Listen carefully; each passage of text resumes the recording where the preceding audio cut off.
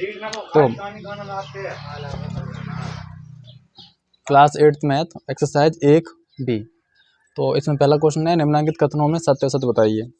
तो हमें सत्य और सत्य बताने हैं। जैसे पहला क्वेश्चन है -4/5 प्लस -4/5 बराबर -8/5। तो पहले हम ये वाला पक्ष लेते हैं LHS, -4/5 और -4/5। यहाँ पर -4/5 प्लस का माइनस में गुणा होगा तो -4/5, दोनों का हर समान है तो 5, -4 और ये -4, माइनस माइनस जुड़ जाता है तो -8/5 आ गया यहाँ पर। तो ये आ गया RHS। इसका मतलब जब इसे हम सॉल्व करते हैं तो ये मिलेगा, तो इसमें सत्य है, ये सत्य है।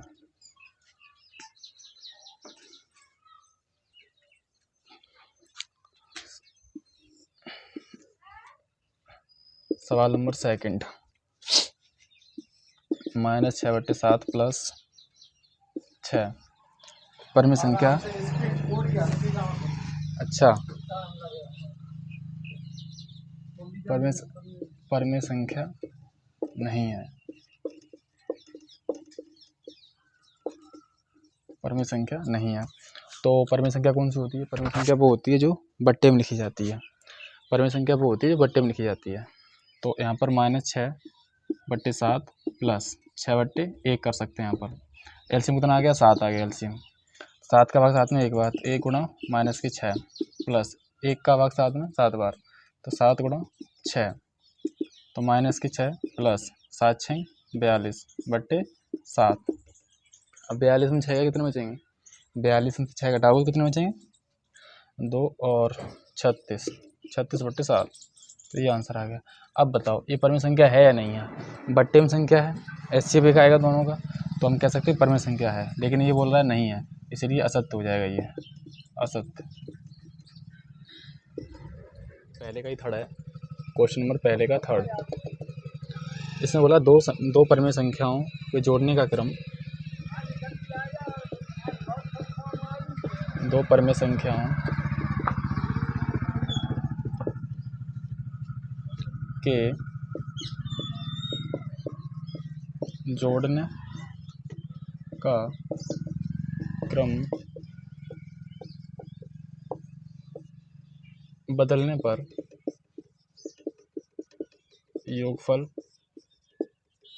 योगफल वही रहता है।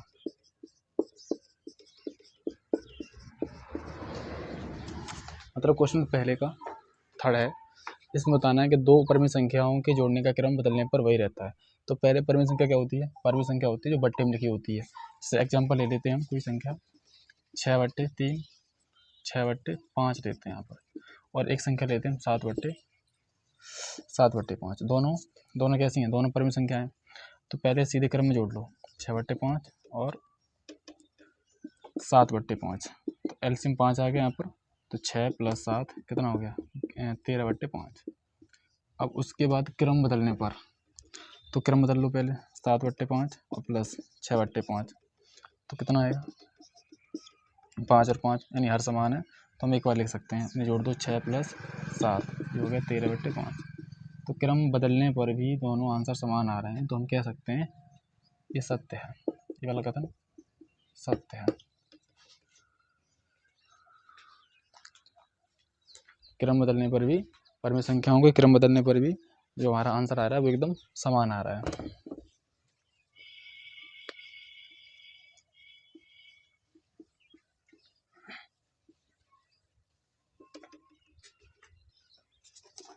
अब पहले क्वेश्चन का चौथा पार्ट,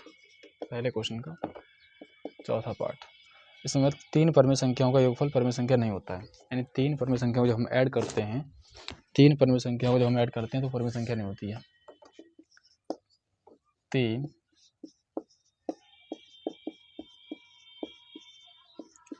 परमेय संख्या